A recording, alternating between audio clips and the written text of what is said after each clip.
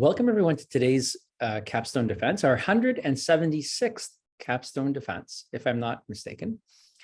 Today, Laura Watkins will be presenting to us. Her jury is composed of myself as chair, Brad Horn as her supervisor, and Terry Flynn as her second reader. Congratulations on getting to this point, Laura. This is quite the moment, and I'm sure this will be an excellent thesis thesis. I call them theses, but capstone defense. You have 25 minutes to present your findings and to present the contents of your capstone manuscript. At the end of the 25 minutes, we're going to go through one, possibly two rounds of questions.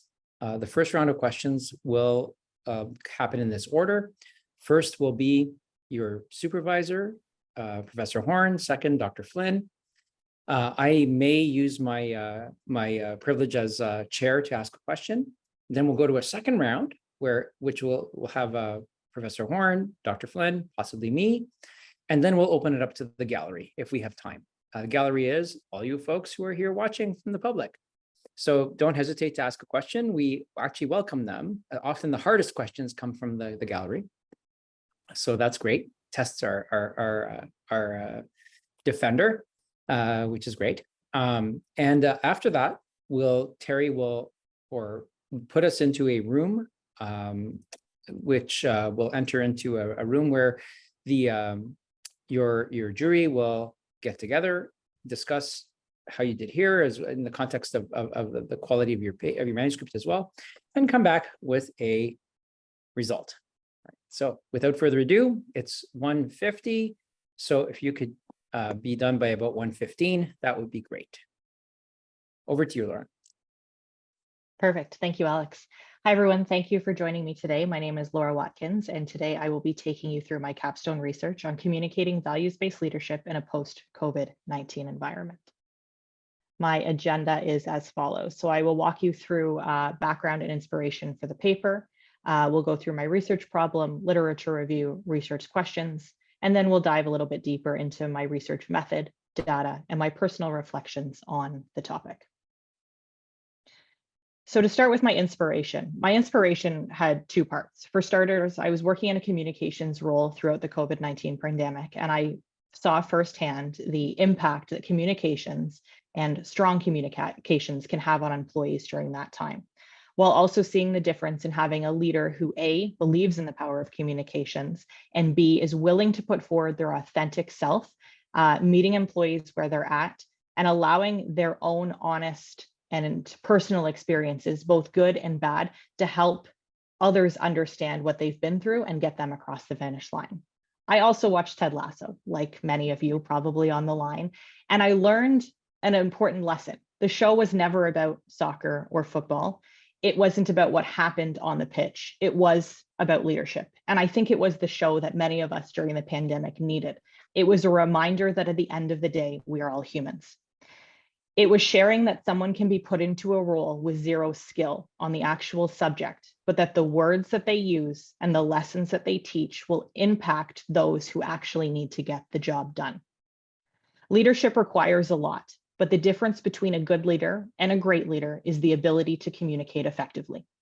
According to a study done by McKinsey, a consulting agency, only 10% of the population is actually born a natural leader. It is, however, confirmed that it is a learned skill, something that people can learn and pick up over time, assuming that they're willing. The key things a values-based leader needs to put forward are compassion, trust, and a celebration of their employees and those around them. Strong communication equates again to trust, empowerment, and overall employee engagement. People follow people they trust. Effective communication was once considered a soft skill, no more. It is now known that effective communication has significant impact on a team and the broader organization. My research problem that I put forward at the beginning is this research explored values-based leadership in private, public, and nonprofit organizations to understand whether leaders who communicate using values-based leadership experience more connection with their teams, higher productivity, and better outcomes. I will now move into my literature review. I focused on 8 areas, starting with values-based leadership, a leadership style that is both authentic and servant, seeking to inspire and motivate others. So values-based leadership is leaders who demonstrate a values-based style, and they're more effective at providing long-term value for shareholders. A lot of this section came from a book that I read throughout my research and it was called From Values to Action, written by Harry M. Jansen Kramer Jr., the former CEO of Baxter International, a pharmaceutical company. While the book is, you would argue that it's very much a point of view, what he put forward were 4 key areas that I continued to see come up again, time and time throughout other research. And they were that values-based leadership falls into 4 buckets. The first is self-reflection, understanding what you stand for. The second is balance, and it's very much a twofold approach. The first half is being able to see and understand issues and problems from various views. So it's allowing yourself to put forward your own perspective, but being willing to hear others. And also in balance, it's sharing how you balance your own time and energy. During the pandemic, it was very important for leaders to communicate how they were unplugging, how they were walking away, how they were ensuring that home and work weren't becoming a combined effort. Work by no means defines us. Some people might argue that it does, but it shouldn't. Everyone has things that they do outside, and the leaders who share that, who speak to it, and who celebrate it are going to get further with their teams. The third is true self-confidence. Own it. You need to recognize your strengths and your weaknesses. You know you best. You know you better than anyone else, and you know what you do well and where you need help. Allow the areas that you need help where you let other people step in. And finally, genuine humility. Stay grounded and just always remember where you came from. The second is values-based culture. Beliefs or morals that influence and guide employees and leaders in how they think, behave, and interact. In a values-based culture, employees find alignment between their personal values and that of their organization's values. From there, they find motivation. That said, and I'll get more into this in my actual findings, but systems tend to fall apart after 150 people. And that said, an organizational culture is therefore important, but leadership culture is perhaps even more important. So it starts at the top, it feeds down into leaders, and then it's up to them to make sure that they keep it going. One person alone cannot alter course, but strong leaders together can have an impact. Next up is the excellence theory.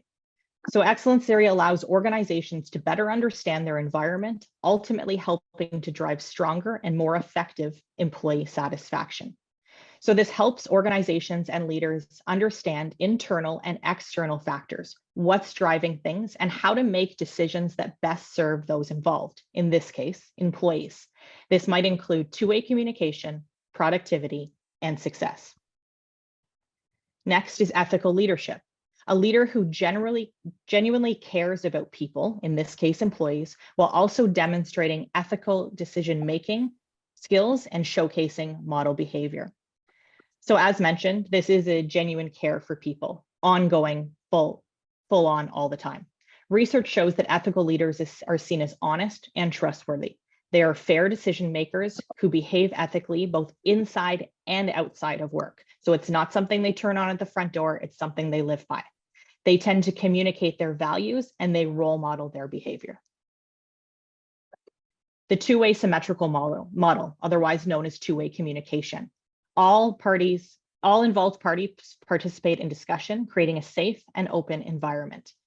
In an environment that follows this model, everyone is heard, everyone feels safe, and everybody can speak up. Leaders who follow this approach also understand the benefit of how it drives employee engagement. Employees who experience two-way communication methods are more likely to be satisfied in their role, they are more likely to be high performers, and they are strong collaborators. Internal communications, how organizations interact with employees, creating understanding and meaning behind decision-making and organizational efforts. So COVID-19 changed it all, but employees haven't changed as much as we think. They haven't changed how or how much communication they want, but they have changed their mindset of what they want to know about. So take return to the office, for example. Employees understand what is needed of them. They need to return to the office. But what they want is more transparent details around the why. They want leaders to think like them. They want leaders to talk to them. They want leaders to interact with them and actually listen to the feedback that is being put forward.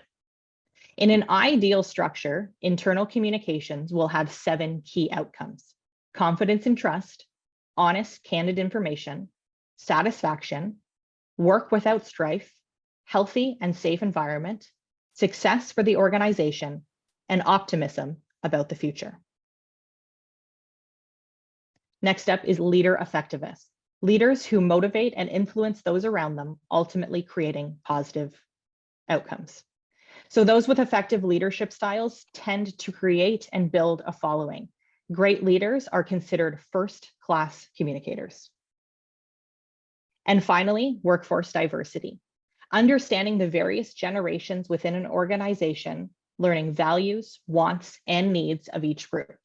This actually ended up being one of my favorite parts of the paper, learning about the 5 generations and learning how they interact with each other in the workforce. This is also seen as one of the biggest challenges for any organization right now. They need to take the time to understand the expectations of each group. Millennials are our future leaders. They have just entered their 40s. They are either in leadership roles or they are entering them, but they have also lived this pandemic. They are the generation that seeks guidance, advice, and mentorship on an ongoing basis. And while you can't fit generations into a box the same way, not everyone follows the same categories of their own horoscope, it's a good stepping stone to start. It's a good idea to remember the audience that you're talking to at any given time. And now I will move into my research questions. So I had 3. The first one was based on values-based leadership. Why is communicating values-based leadership important to you? This linked back to my literature review through values-based leadership, values-based culture, and ethical leadership. Research question number 2 was in an effort to find correlation between effective communication and performance. The question was, how and to what extent do you believe that communicating to employees in an authentic and personal manner translates into higher productivity?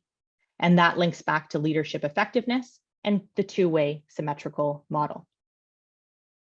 And finally, do organizations need to reevaluate, research question was a requirement for future leaders. The question was, both values-based leadership and strong communication skills are considered a learned skill, unless you're that 10%. How and to what extent do you believe future leaders will be required to have both as part of their leadership model? And that lines up with, do organizations need to reevaluate the leaders they put forward, going back to that workplace diversity? So just quickly, research and interview subjects. So my research was qualitative. I conducted in-depth interviews, strictly one-on-one. I reached out to senior leaders, either communication leaders, HR leaders, or senior executives. With the exception of one, I did not know any of them, and we had never previously talked prior to me interacting with them about the possibility of them taking part in the interview. I did agree to each and every one of them that their names nor their organizations would be used. So I kept it at a very high level, but I did speak to individuals in finance, technology, healthcare, agency, Crown Corporation, housing, and a few others. And I will just give a shout out to the MCM alumni community, many of whom my colleagues are now part of as of today because of the email that we got. In many cases, it wasn't actually them, but at the same time, many of my interviews came from their networks. So it speaks to this community that we have created within MCM. So thank you. Alrighty, so getting into the results. So research question number 1 was perhaps one of the most interesting. I said the workplace diversity was maybe the most fun to dive into. This one was the most interesting. So it's important for leaders to communicate their values out to their employees. Sorry, it's blocking it, because it provides space and opportunity for employees to share their own values and expectations. So I started every single interview with this question. And the most interesting part was that 7 people responded at the onset of their response that they didn't even know what values-based leadership was before coming into the interview. Now, I think about how many people would have handled this. They wouldn't have admitted that. They wouldn't have suggested they didn't know, because they also admitted that behind the scenes, they did their own research. To me, it was a signal that I was speaking to a values-based leader. They were transparent, they were vulnerable, and they allowed for a more open conversation on something that perhaps they weren't too comfortable with. What was interesting, and you see it in my quote for research question number 1, is a lot of them were their response after they learned what it was, this is how I lead. This is how I want to lead. This is how I work. Some of the feedback that I received through the conversations, some of the direct responses were, it's how I want to work and it's how I want to lead. I want my team to know that I see them and I hear them. And then when I turned it around and I asked whether organizations are okay if leaders lead differently than the organization's values, the response was leaders will always lead how they want to lead. But at the same time, you're going to see pockets where it's not done well, and you then see the negative impact that it has on the team. To the leader that said that, it was obvious to them that when you put forward a safe system, when you lead values-based, you automatically see positive results. I spoke earlier about systems beyond 150 people falling apart, and it was a finance executive who shared this with me. They suggested that it's more effective at a team level because systems fall apart at 150, and with a smaller group, you can set norms, you can create values, and the leader can shape it. That doesn't mean that the leader doesn't go back to the organizational values. Maybe they feed into that, but they also find a way to make it their own in a way that works for the team that they're leading at that given moment in time. An HR person, however, did suggest that values may be important to an organization, but at the end of the day, their bottom line matters too. So that goes back again to, this is about the leader. The organization either has a bottom line financially, they have an agreement that they've made with the community that they'll take care of them. And that's what the organization, the CEO of the organization needs to worry about. But they need their teams to worry about their people, because if your people are taken care of, you're going to find success. Research question number 2. So productivity goes sky high when you have a leader you can trust. That was one of my interviewers said that almost at the onset of me getting into this question. And from it, I learned that effective communication that provides a leader with an opportunity to connect with their team can make all the difference, especially in a challenging time. So one executive said that there is a big connection if a leader cares, and confirmed that people will follow. But he went on to add the caveat, and it made me laugh, where he said, but being authentic doesn't necessarily mean you're a nice person.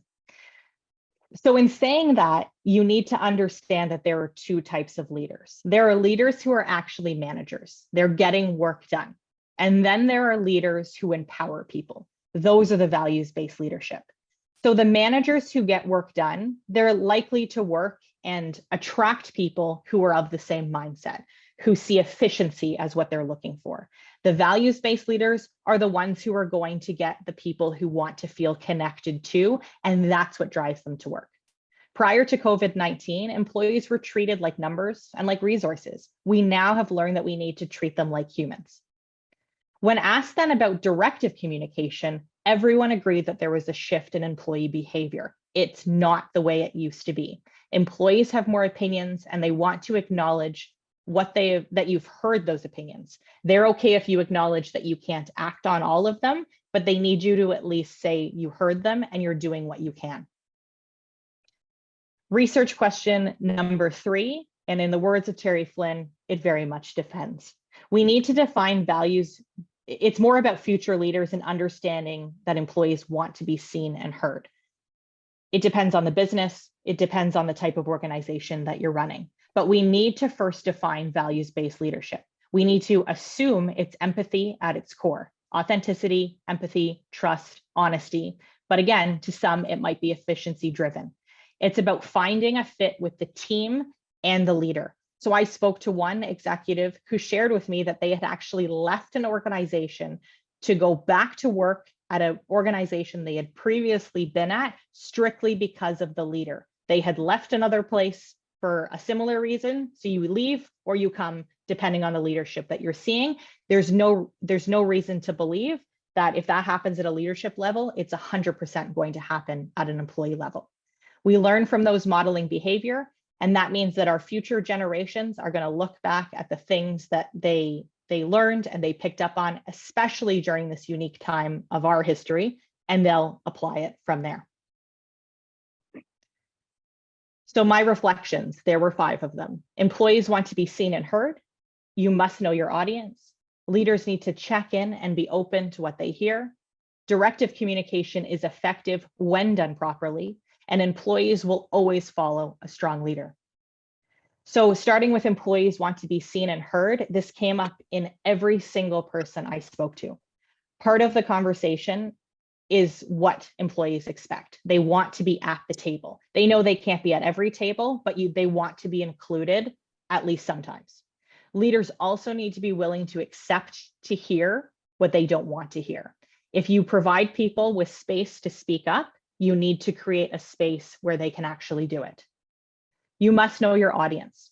So I mentioned at the beginning, 2 of the areas that I spoke to were healthcare and finance. So if you think of healthcare being a hospital and finance being a bank, you then drop things down and you say you have patient-facing roles or client-facing roles, and then you have back-end or administrative roles.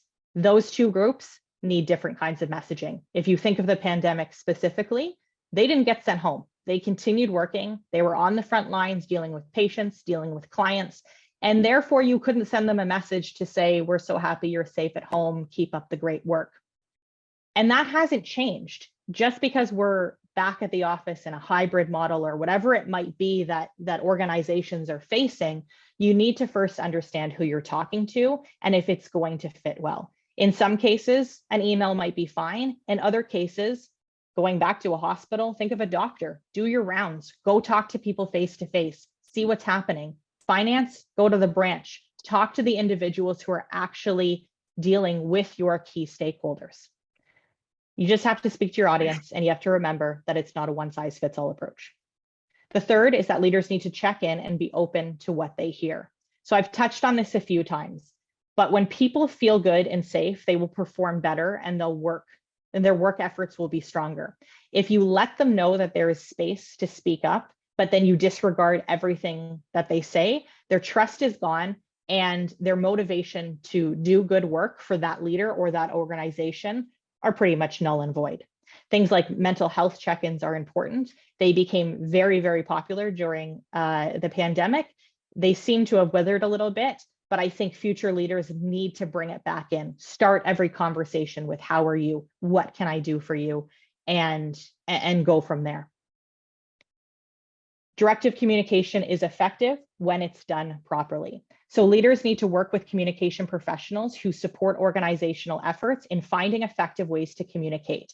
But at the same time, those leaders and whoever is sending the message needs to make sure they agree with it, that they align with it, and they can keep it moving if they end up having a coffee chat, a town hall, a leadership forum, whatever it may be. That feeling that was in the communication needs to drive through everything that they do.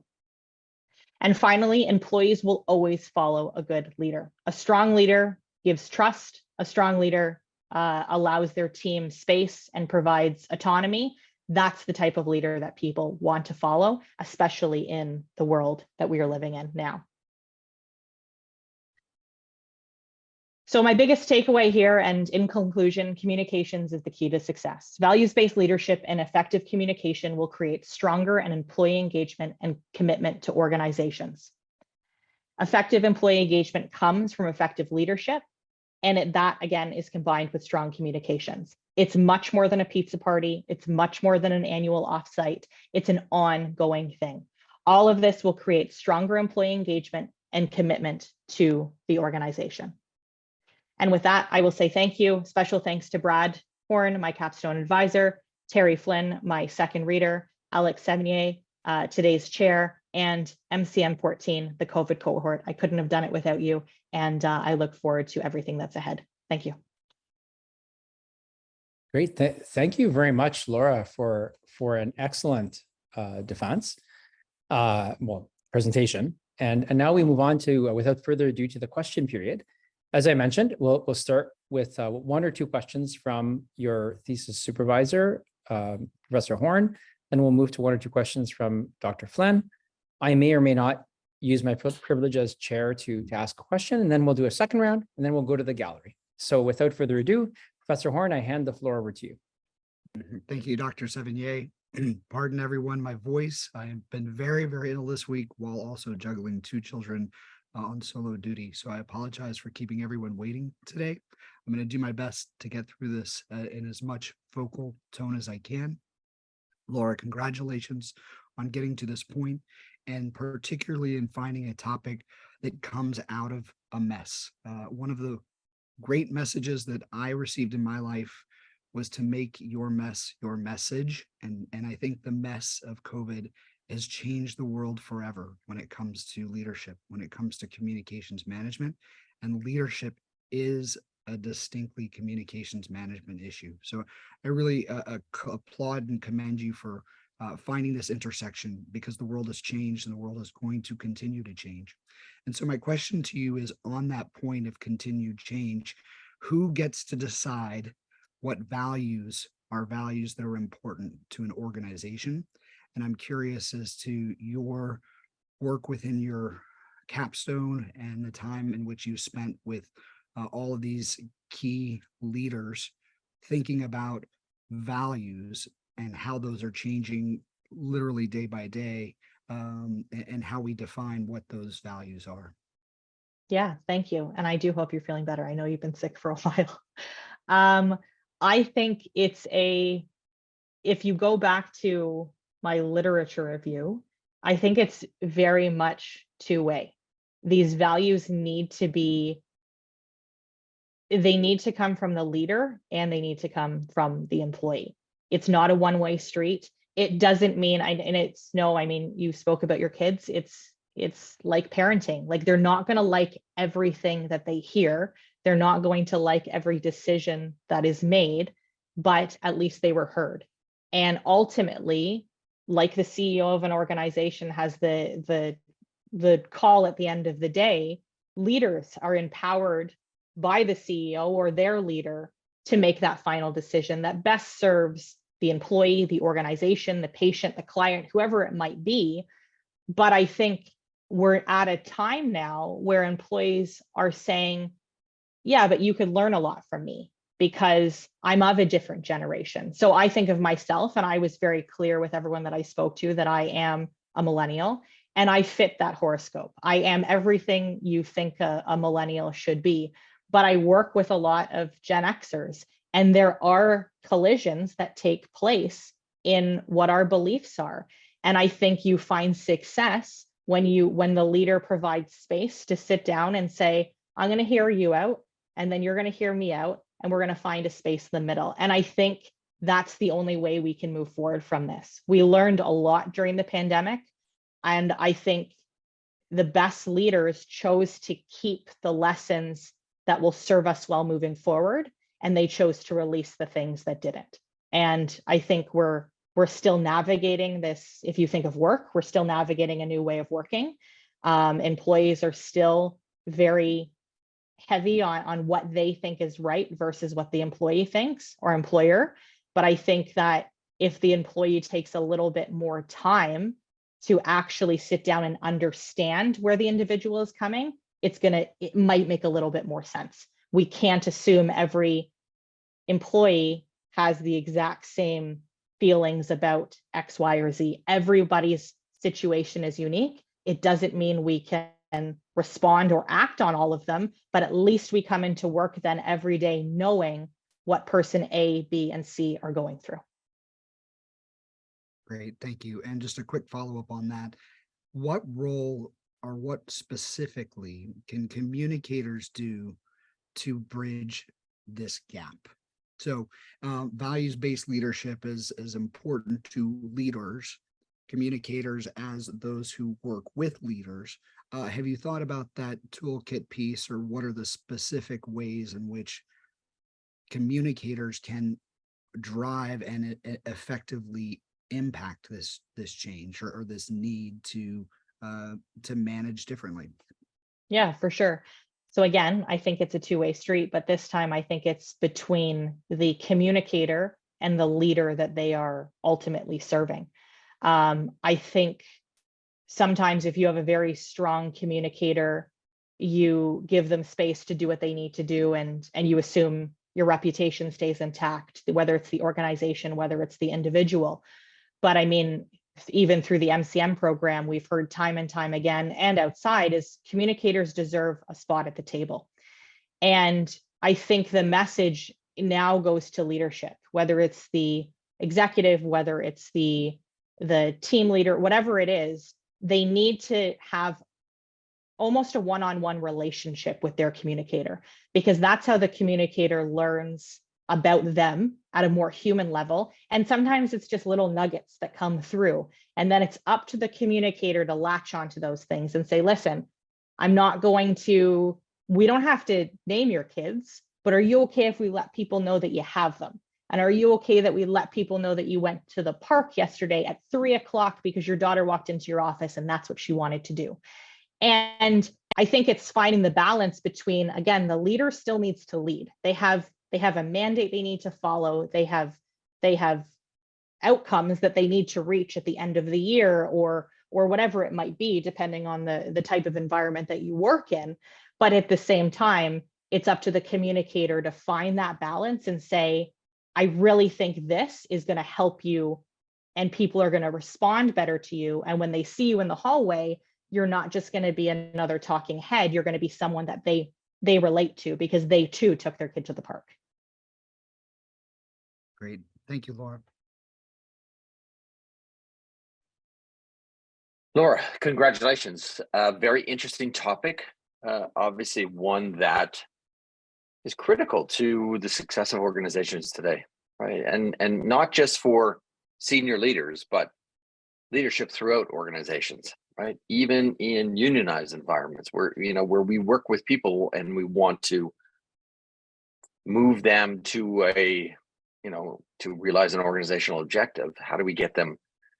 How do we use our own personal interpersonal skills and styles to be able to get there? So couple methodological questions first and foremost, and then one more broader. So I know that you've danced around this in your presentation and you've danced around it in your written document as well, but how many people did you interview? 11. Okay. And you said that it was from a wide variety of sectors. Yes. There were like individual sectors, one from each, or? I had 2 finance. Oh, geez.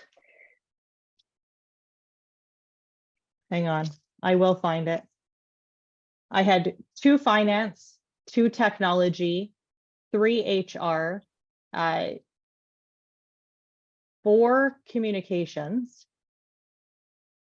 And the executives came from different areas. Sorry, to keep everything anonymous, I really tried hard to block people out, but that's where it came from. Yeah. Okay. Well, I think it would have helped just understanding when, again, if you want to do something with this, even though we promised anonymity, and you can still develop charts where you just describe those numbers because it gives the reviewer a sense of, is this a lot of people from that standpoint? The second thing is what was your analysis framework? What you don't talk about your data analysis in your paper. How did you analyze it? What were the frameworks that you used to do that? Yeah. So all of the interviews were transcribed, and luckily I use Zoom or WebEx or different methods, and they all have automatic transcription services. So I went through all of them. Once they were transcribed, I watched and listened to the interview again and kind of mirrored back, allowed myself to make sure that the transcription was correct, but just hear it again. Sitting in on interviews is obviously very different than listening to it again. I got more, I learned, and I had some new takeaways. And then from there, I really bucketed it into things that kept coming up. And then in those themes, that's when I kind of dove deeper into the research. And that's really how I landed on those final key outcomes. The one that I knew right away was everyone had said to me, seen and heard, and everyone had said to me, we need to treat these people like humans. Like, it's not numbers anymore, it's not resources. So that's really what I did. So you're right, it wasn't clear in there, but that was my method behind all of it. Okay. Did you come across Steve Mayer's and Andy Willis's book? This one? This is the book that they wrote. They interviewed CEOs in Canada after pandemic. Did you find that at all, that book at all? Because that would have been a great resource for you, I think. Yeah, so I never read the book. I sat in on your session actually where you invited him in to speak, and I found it very. I think it was things like that kind of drove for this idea ultimately for me to know. But no, the book was not part of the research. So what I would suggest is that if you go forward with the subject, which I think you should, not just in study, but sharing this knowledge, that you might want to just crash into that book, because there's a lot of themes where you can point to specific ties between your research that is anonymous and these very public CEOs who've talked about this and showcased it as well. Because what people will want to know, well, who's doing it? Where are the leaders here that we can emulate? And with your research, rightly so, you've promised anonymity, so you can't really point to those. And then Alex, so those are the ones that I'll wait till the next round for another question. Sounds good, Terry. Thank you. My main question, I have one question. I didn't get a chance to read your manuscript, but just from today, because I've been on vacation for a week, but just from today's presentation, did you find that sector mattered, right? Because in what you're describing, I feel as though sector, each sector would probably have a very different organizational culture, right? So, when it comes to things like remote work, tech sector probably quite used to it in a lot of circumstances, maybe not Twitter, but in many others. And so that's my question about, did you find a sectoral difference? Yeah, surprisingly, I think I went into it thinking that I would, and I came out of it, no, because employees, the humans at the end of the day, they all feel the same. I think the biggest difference I found wasn't sector, it was the type of role. And that comes in to speak to your audience. And the example that the finance executive had shared with me about making sure that the branches were visited and that those employees felt heard, and the hospital executive who had shared with me that rounds were important and you couldn't speak to a nurse the same way you could a communications professional. And the frontline staff is aware that the other teams are working hybrid now, but they can't do that.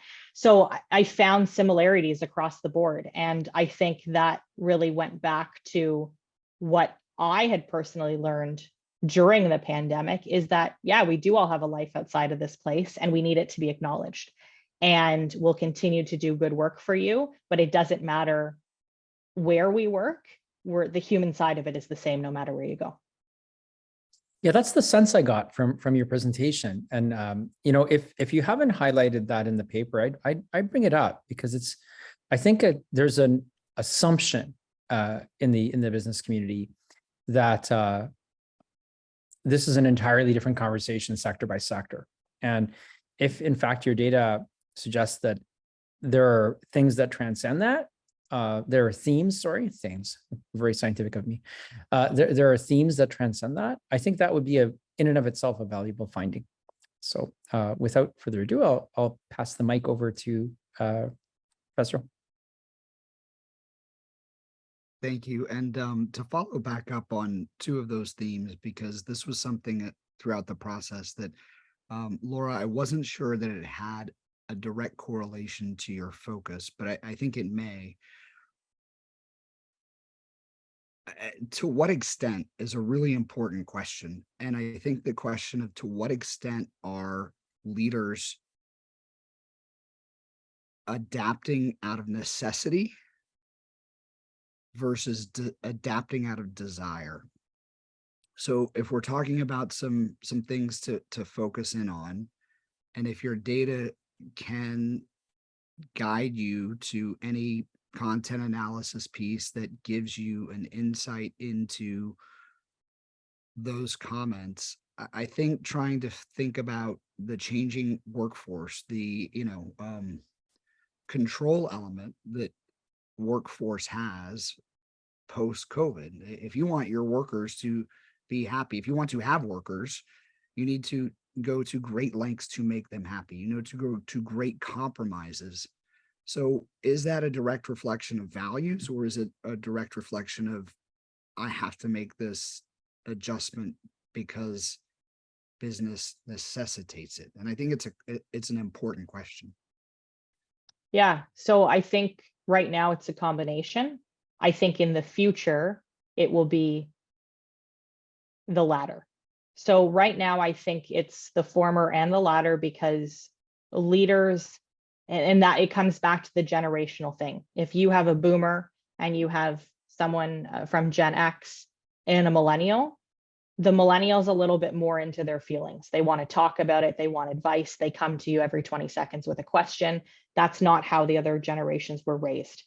And they're now faced, after coming out of a very unique period of our history, with a lot of emotions, with a lot of unknowns in ways that they've never had to lead before. So yes, I think in some cases they're leading this way because I don't want to say because they've been forced into it.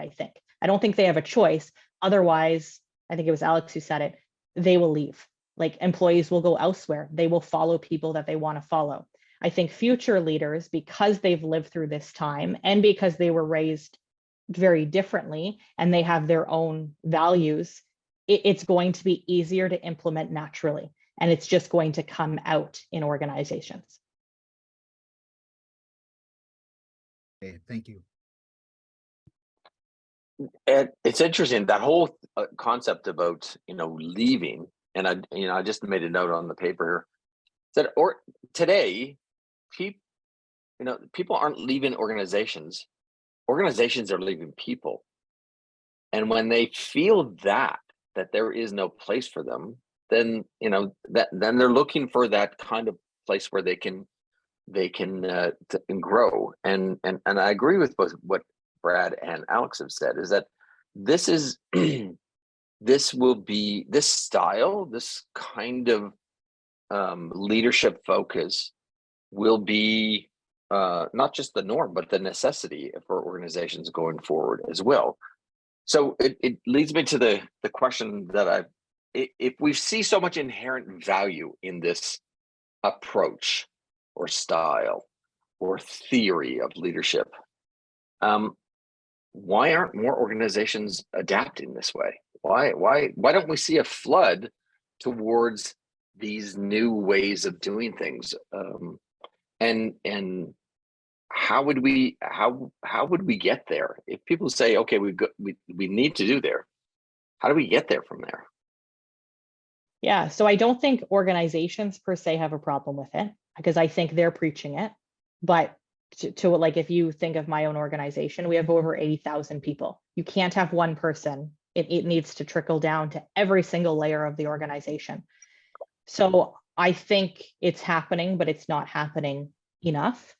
I think it has to, there will be a shift, but again, like, I keep coming back to these generations, but I think I did so much learning about what they're all about, that I do think the shift will come, but it will take a few years.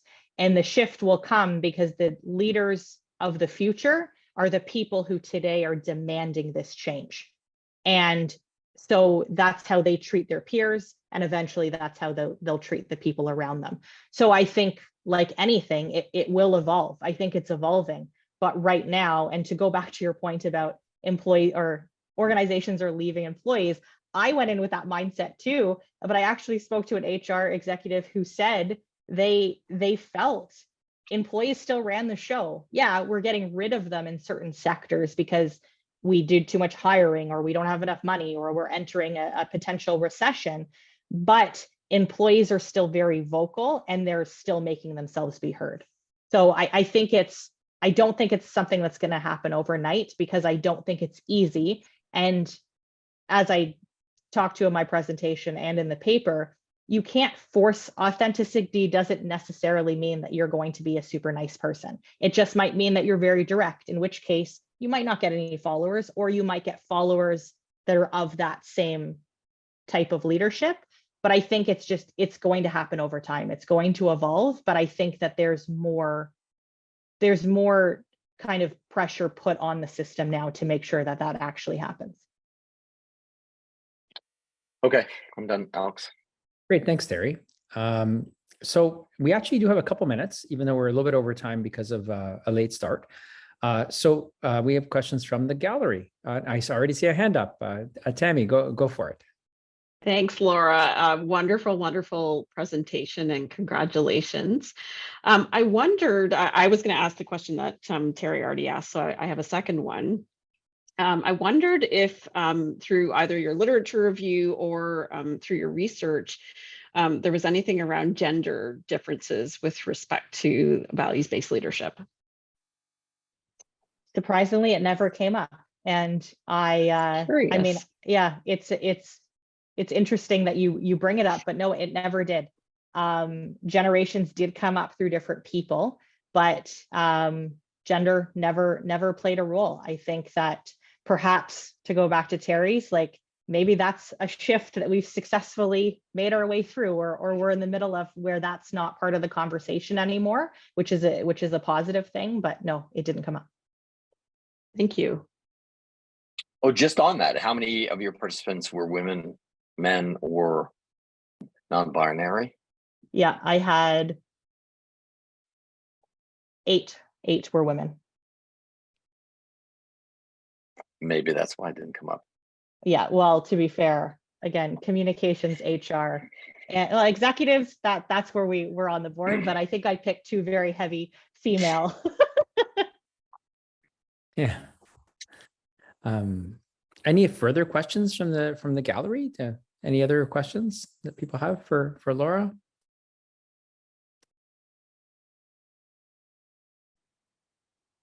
Sabrina, you usually have questions? No?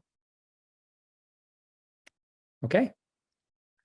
All right. Well, given that we have come to the end of the question period, let's what we'll do now is Terry will put the jury into a separate room. We'll be gone for about 5 to 7 minutes, something like that, and then we'll be back with the result. So please do hang around, folks.